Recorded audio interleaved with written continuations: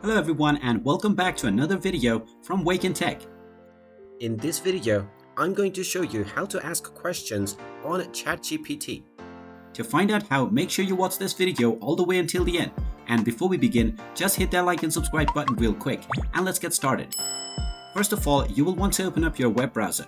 So go ahead and open it up.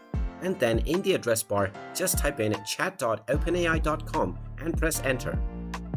You will now be taken into the official ChatGPT website where you will be asked to log in or sign up. Just go ahead and log into your account or sign up if you don't have an account already, and then you will end up in this page. Now in order to ask any question, you can simply type your question in the chat prompt box. For example, let's go ahead and ask a question. And as you can see, as soon as you ask a question, you will get definitive answers for your question. You can also click on Regenerate Response in case you're not satisfied with the answer. And there you have it. That is how easy it is to ask a question and get it answered immediately on ChatGPT.